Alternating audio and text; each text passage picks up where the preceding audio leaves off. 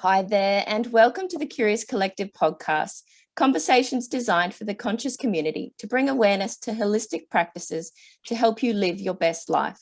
So tap into the wisdom and knowledge of our guests to heal, transform, and live as your true soulful self.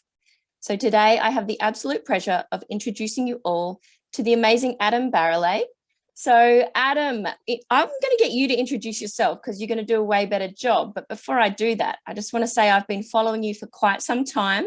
And that was through the evolution of your whole business, which is like from oils to crystals and all the way through, which is some of my most favorite things. So welcome.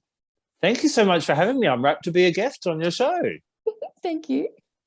So, to tell you a little bit about how I got to where I was, I live here in Perth, Western Australia. I live in the bushlands here where, it's not unusual for me to see kangaroos and kookaburras flying around each day type of thing. But I haven't always lived in Perth. When you're growing up and you're young, you love the trees and you love that, but, it gets a bit boring. So I decided that it wasn't big enough for me. So I went and moved to Melbourne. And then Melbourne wasn't big enough for me. And so I went to move to Toronto in Canada. Oh, wow. And then I moved to New York City and then eventually realized there's no place like home. And I came back to Perth about 7 or 8 years ago. Now, I think what's the core of me, wherever I was living in the world, is nature's always been an important part of that. And so, when a lot of kids would kind of lock themselves in their bedroom in those tough teenage years, I'd go riding my bike on bush tracks and spend a lot of time outside, either under the stars or up a tree or something like that. So as I kind of got interested in spirituality and what else was there, and we started to try and find answers to those big questions we're all wondering as a teenager, I was really drawn to all the different gifts from Mother Nature. And so I was drawn to crystals. I bought my first crystal when I walked into a shop, a little crystal shop at about 17, and bought an amethyst. Oh, nice. Good choice. Yep, exactly. Many people start with an amethyst, it seems. And I got a sheet of paper that told you about what all the different crystals did, and went back and bought another one and another one. And at the same time, I found a magazine subscription where for a few dollars every fortnight you get a different oil. I don't know how good that oil was for the price I was paying, and a little magazine that told you about it. And so I just really fell in love with these different things. So for all the time that I was, moving and living in Melbourne and Toronto and New York City, this was just something I loved. It was part of my life. It wasn't something that was a career plan. I had studied massage and worked as a massage therapist, but I'd worked for big companies. I'd worked for McDonald's. I'd worked for National Australia Bank. I'd worked for Fitness First, Boost Juice, Flight Centre as a travel agent. So all these different things. However, probably the most profound thing that happened to me was when I was working in Toronto, and I had this amazing volunteer job at the Toronto Zoo. And I still say it was one of the best jobs I ever had. Toronto Zoo. I've been to that zoo. Isn't it amazing? And yes. Isn't it so big, and the collection of animals was amazing. It was the first time also, off on a tangent, that I saw snowfall as about a 32-year-old. And all the Canadians were like, "Oh, it's snowing." I'm like, "Oh, it's snowing." So good. I was rather excited about it. Anyway, what I did there is I worked as an educator, and they have a really great system in Toronto where the schools they learn as part of their syllabus about animals and the environment, and then each year group comes for a yearly trip to the zoo. I love that. And I was one of the tour guides, and I do, the year 1, the year 2, the year 3, all the way up kind of tours. And it kind of, being really concerned about the well-being of the environment, I asked my instructor, or the person who managed us all, why are we not talking about like animals being endangered until the later years? Shouldn't we be getting that message through early? And she said something that stuck with me my whole life. She said, people will only protect what they love. Ooh. And if we don't teach the kids to love the animals first, then they'll have no desire to want to take any action to protect them in the future. Oh, isn't that an interesting perspective? It was, and it really resonated with me of how much we will fight for things if they're important for us. But if they're not, we don't.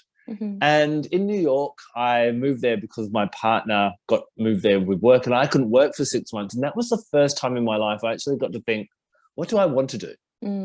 I think we come out of school, we have to find a job because we need money. We bounce from job to job, or what we're happy with, or what gives us the good money. And not being able to work for 6 months was a real blessing to kind of go, what do I want to do? Like full reflection time.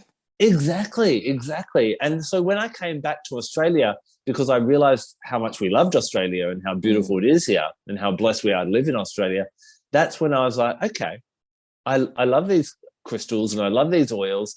And I actually, my first job when I came back was just a small job in retail and in a crystal shop. And I met so many people who love these things but didn't know what to do with them. And I then met someone who asked me to write my first book on crystals.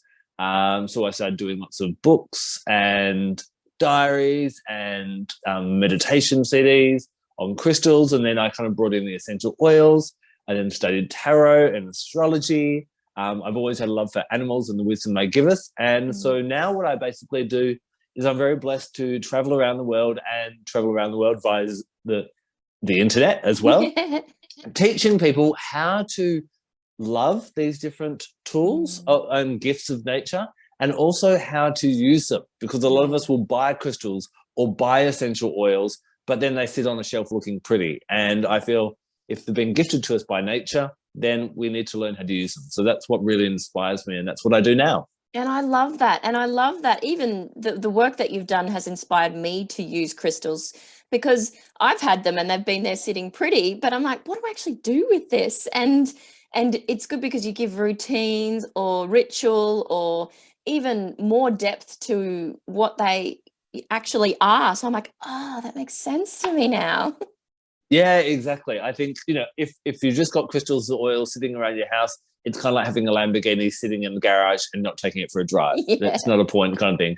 But we're also busy and we don't always have all our lives to kind of explore, okay, what should I be doing, and sit there and do 2-hour meditation. So it's like, how can we just work little things and trying to make them usable and easy and accessible, but bringing that beautiful magic into our everyday life can be really fun as well. Yeah, exactly. And I really love another thing that you've done when you've weaved the essential oils into this is how you've taken them back to their original source too, and how they were sourced is how you describe them, and that's so powerful.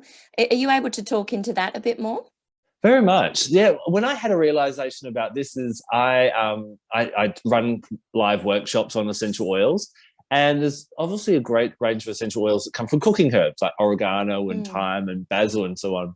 So I went down to my local nursery and I bought 11 different cooking herbs and took the labels out of them. And I asked a group of about 25 people to match the oil to the plant.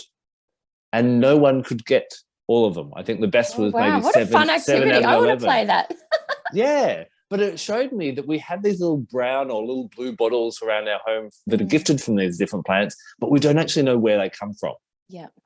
And so I found when you start to look at the plant and get to know it, it's almost like when you watch a movie on someone's life or read an autobiography, you're like, now I understand why that does that, or why that person did that, and why that oil is good for that. Yeah. So an example of that, the Greeks and the Romans would connect the different the different colors of flowers to the different planets. Oh, and so any oil that comes from a white flower like jasmine or neroli or Roman chamomile or yarrow, they're associated with the moon, and a great time to use on, we've got a full moon coming up. So anytime there's a full moon, they're great. But if you want something that's more to do with the mind, it's yellow flowers and Mercury. And so ylang-ylang, which is great for people that can't get to sleep at night because their mind won't shut up. Yeah. Ylang-ylang works really well. Yeah. So there's all these kind of, the answers are already there. You don't actually have to discover anything new. You've just got to dive a little bit deeper and see how it all ties in together. Yeah. And I see you get just so much joy out of the exploration of all of this. You just speak so passionately about it when you're sharing with others. Oh, I am an absolute loser, to be honest. I still remember once doTERRA essential oils, which I absolutely adore. On a Saturday afternoon, they released a brand new oil called Summer Savory, which is a cooking herb. And it just so happened that my partner was going out that night, so I had no plans. And so my perfect Saturday night was sitting there and diving into all the resources and learning about the plant and what other people had found with the essential oil for about 8 hours, and just getting this really beautiful, deep understanding of this new essential oil. So yeah, I love it. Oh, that's my idea of fun too. Exactly. I'm like, I'm oh yes, wild. the family's going out. Yeah, I'm going to put exactly. all the different oils in the diffuser tonight. I don't have to just limit it to one. Perfect. Love it. Yeah. So there are a few resources that you've deeply been working on lately that you've released. I saw you recently face to face at the Mind Body Spirit Festival, and you had a few of them there. Did you want to share with the listeners what you've brought out? Because I think it's phenomenal. Yeah, to kind of in summary, what I wanted to do is I wanted to create different tools that would, again, allow people to find out how do they use these different things. So I started off, I was invited, I think it was about 8 years ago now, time flies, but I was invited to write a book about crystals. Now there's many books about crystals out there, and they'll tell you that an amethyst is for peace and a rose quartz is for love and so on. But again, they didn't tell you what to do with them. So I created my book called Crystal Connections. That is a guide that tells you how to use each one and little kind of activities in that. One thing I also started doing there is at the start of each crystal, I mentioned which oil or plant it works with and what animal and what planet. So I really love tying them all together. So I've got that, did that. I used to do an annual diary that's changed to an annual calendar to help people understand with the crystals and the oils and the astrology of what's happening. I have some oracle cards based on crystals as well. And then just about 3 years ago now, me and a good friend, Vanessa Jean, we wrote a book that we really love called Gifts of the Essential Oils. And you have it right there. Yep. So it's been a really, we wanted to go into, there were so many books and information about, what oils are good for head lice or headaches or belly aches or that kind of thing. But we were like, what about this kind of mystical and magical aspect of the oils? So in the book, we look at over 120 oils and they're old stories. The Greeks, the Romans, the Egyptians, any First Nations people around the world, they used to live really intimately with these plants. So we wanted to understand and share their stories in that book as well. So we dive into that. And again, give practical ways to use the oil and understand it in that way. And then my latest work is an oracle deck called Magic of the Essential Oils. Again, I love tying everything together. So there's over 100 oils in the deck, so 100 cards, and that ties in with their astrological correspondences, their elemental correspondences, their chakras, which are really fun as well. So the deck is not only an oracle deck where you can kind of get a bit of guidance, but you can make chakra blends, you can make full moon blends. And I've even got a section in the guidebook where if you don't like the smell of an oil. Yes, that's my favorite part. I know, everyone loves that bit. It will tell you why and how you could possibly work with that oil as well. So yeah, lots of different things that I have printed. And then I have a lot of online content that I do as well. And I just wanted to talk into two major parts there. And that's one, is that oil that you like the smell of or don't like the smell of part of your oracle cards just blew my mind, because I've recently worked quite intimately through your deck with ylang ylang to work through that. Amazing. So if you've got a particular oil you don't like, find out about that. And also turmeric. Wow. That was fun to work with. From both your book and the card deck. And ylang ylang is the oil of the inner child that I knew about, but this just took it so much deeper. So if you listeners are wanting to explore more around oils that you either love and you want to know why you obsessively love about it, or the other way, I highly recommend checking those out. Oh, thank you. Yeah, I found it really interesting. There's kind of a controversy on, what does it mean if you hate an oil? And I'm a trained tarot reader as well. It's something else I love to do. And what I do is again, tying everything together in my tarot readings, I'd occasionally get a little message like, well, maybe someone's not allowing pleasure into their life, or maybe they've got some self-esteem issues, or they're putting everyone else first. And I know which oil kind of corresponds with that. So I just asked them to smell it. And each time this was an issue for them, they didn't like the smell of the oil. Fascinating. So it just kind of came over this collective over time, like, it seems when people don't like the oil, it's kind of like a message from that plant that you need to work with me. I guess it's when we don't like a person, there's probably something we could learn from that person, but we're like, stay away from me. Yeah. And so we explore that in the guidebook of the Magic of Essential Oils Oracle deck as well. And it's a great concept. I mean, I love how we've both referred to it as working with the oil. I mean, if there's a particular one that you don't like, just sit with that for a bit and do some inner work around it. I know about 4 years ago when I was first deeply starting to work with the oils, geranium, couldn't even open the bottle, instant headache, just ugh. Now I like pretty much drown myself in it. It's Yep. like Yeah. the evolution of self, and you can use it as a reflective point too, to go back and go, wow, look how far I've come. Yes. No, and I love that you said that it's a reflecting point as well. I think one thing when we start working with essential oils or crystals or anything is there are so many people that get up in the morning and are on autopilot. They just respond to whatever they're meant to do and whatever their schedule tells them to do. And a simple act of deciding what crystal should I wear or carry today, or what essential oil should I put in the diffuser based on how I feel, is really quite profound. And although it seems kind of simple and normal to many people, for many people around the world, they don't actually stop to check in with themselves. And they're wondering why at the end of the day or the end of the week or the end of their life, they've ended up somewhere and they're like, this isn't where I thought I'd end up.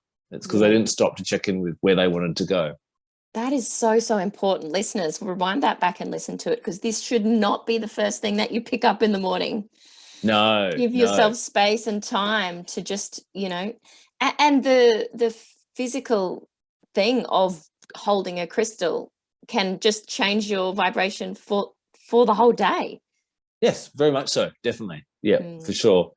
Whatever you're drawn to, really. Well, that's how I work, because I don't have great extensive knowledge around crystals yet. I'm like, ooh, or one of them will speak to me. It'll be like, you're wearing me, like I'm wearing you. You're coming with me today, But yeah, no, there's always different ways to choose both your essential oils and your crystals. Is you can either, some people like to research and go, okay, what's the best one for something I'm dealing with right now? Yeah. And then you've got that with that kind of knowledge. But the other one is to just follow your intuition and what do I feel like today, kind of thing. So, this morning I felt like putting Nootka in the diffuser. Why? Oh, cool.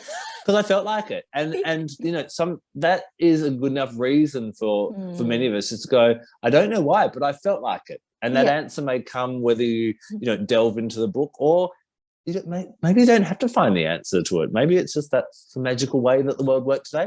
Magical. It is. Yeah. And it's just taken me back to children. Children don't know the extent of ins and outs of anything. They just go, oh, I really want to wear that one. That looks pretty. I'm going to wear it. Or, oh, this oil looks, let's be childlike in our experiential adventures with oils and crystals. Oh, very much so. I find, a lot of people write to me and go, oh, what's the best oil or crystal for my child? And if it's, health related, we can talk about oils, but especially with crystals, I'm like, let them choose themselves. Yeah. Because they'll know far much more, because that intellectual mind hasn't kicked in as much. So they're just relying on that intuition that we spend the rest of our lives trying to enhance and get back of, and doing all these psychic activities to follow our intuition, but it's already there. Yeah. We just tend to stifle it with that dominant intellect of like, how do you conceptualize and work it all out and nut it all out that way? So yeah, I don't know if you've done much work with families and children lately, but the new children coming in, like this new generation, wow, they are so switched on and aware, and their intuition is through the roof. It's like, let's not taint them with our own programming and conditioning, because these kids are so pure and they know exactly what they want.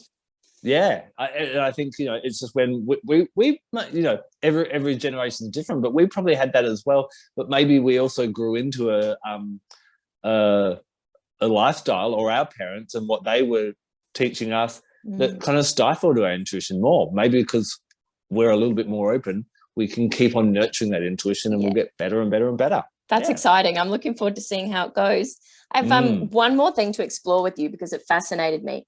This book that you created, this amazing book that you created with Vanessa Jean, I went to the launch where you both stood in front and was explaining it. And there was one part of it where we just had to shout out an essential oil, and you were just taking turns, just like sharing amazing knowledge about each of the oils, just straight out of your head. And it's like, how did you get to a point through the creation of this book together where it just flowed through you so easily? I guess when you love it that much, you remember it. People that it's a common question people always ask, how do you know so much about the oils and the crystals and that kind of thing? It's because it's an interest. If you ask me about, cooking or cars, I'm useless. I can't even tell me you too. much at all. So it's, when they kind of become your friends in that way, that, something that you're interested in, you obsess over it, you learn about it, you read about it, you think about it. And, I've got the blessing of what I do now for my life is I teach people about it. So I'm constantly if you follow me around for a week, I get rather boring because I just tell the same old stories over and over again. But, different audiences, different people were like, wow, how do you remember that? So it's a bit of a combination of the two, of like just getting to know the oil and constantly, geranium, for example, that you mentioned before, has always been, for me, its gift is about trust and being open to trust. And if we've been hurt in the past, we may have closed down a little bit. But I kind of, something someone said about 6 months ago, talked to me about how geranium could also help us trust in the process of life. Ooh. One thing we haven't had for about the last 3 years or so is certainty. With the global pandemic, where like we don't know what's happening, and it can be really unstabilizing. But what if we just trusted that this is all how it's meant to be, and it's all going to be fine? And you're like, oh, I feel better. And so the oils will constantly evolve, I think, for me and for everyone and for humanity, based on what's happening. What geranium may have been for people 50 years ago will be totally different these days. So the oils will always keep evolving. And so that, I guess, like any relationship with another human you may have, it evolves over time. So you keep on diving in and finding more layers of the onion to unfurl. Yeah, and that's exactly what you said there, is like, if there was an oil that you didn't like when you first started years ago, go back and re-explore that oil, crack that lid again and just get curious. Very much so. Yeah, definitely. Each oil has a story to tell, kind of thing. Just like, saying, some people go, oh, all the citruses, they smell about the same, they're all the same. That's as dangerous as me saying all women are the same. Yeah. Both statements get people in trouble. So yeah, they each have a story to tell. Oh dear. And the way that you create these beautiful blends around the astrological calendar. So I know that you do this amazing Mercury retrograde blend, but then it changes up dependent on what's going on. Where did you find your love of astrology from? What got you down that path? One thing that seems to always resonate with me, and I know, since the emergence of the New Age in the 1970s, there's always seems to be this new kind of fandango way of doing things, or, that type of thing. But I've always been drawn to those things that have stood the test of time.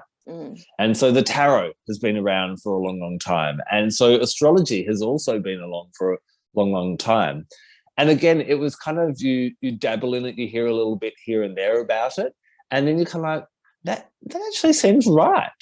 Oh, and then that seems right. And hold on, let's go a little bit further down. And it's like there's so much to learn about astrology. And it keeps on going and going and going. But I just found that with these correspondences and how relevant they were to what was happening in my life, and as I'd share them with other people, they'd find them, relevant as well. So my theory is that there are always things happening up in the heavens that will have an impact on us all when we're in tune with that. But Mother Earth loves us. She's like the perfect mother, that she gives us everything we need to equip us to survive and thrive in this world. And so when we go back to her crystals, when we go back to her essential oils, we can actually use what's happening in the skies as, as a lesson. I hate people that go, oh, no, it's Mercury retrograde, or, oh, I'm losing the plot, it's a full moon. Yeah. No, that just means you're working out of alignment with the energies that are around you. If you actually go with the lesson rather than push against it, you'll be fine. And each astrological movement gives us an opportunity to grow and realize where we aren't at our full potential yet. Yeah, I love that. What a beautiful perspective. Thank you. And I love how they all tie in so beautifully together. We have so many tools at our disposal. Very much so. Exactly. It's just, getting back into nature and realizing how valuable it actually is. Yes. And so for the listeners that are wanting to find out more about you, we'll definitely have your links down in below. But what advice do you have for people wanting to explore, say, the crystals, oils, or astrology, or any of the work that you do a little bit more? Okay, so I'm your typical Gemini. So I'm blooming everywhere. So if you are on Facebook, if you're on Instagram, if you're on YouTube, if you listen to podcasts, I have something on each of the different platforms. If you look up my name, you'll find me. On YouTube, I've spent a lot of time over, I think, 7 years doing lots of different videos on hundreds of crystals in every essential oil in the doTERRA range, and lots of other little things as well. I have a weekly newsletter. I also run courses. So I do live courses where you can join me live wherever you are in the world. But I also have self-paced ones where I film footage and there's written content and different things. So there's little short mini courses or big long things as well. So depending on which lane you want to go down, there's kind of something for everyone. But yeah, following me on any of the platforms I really appreciate, and it allows me to keep doing what I'm doing and show you, you know, what you can learn from these gifts of nature as well. Thank you so much, Adam, and thank you so much for your time. I love all that you do. Keep shining bright and sharing your wisdom out into the world, because we love it. Oh, my absolute pleasure, and it's been a pleasure to be a guest today. I'm grateful for it. Thank you. Bye.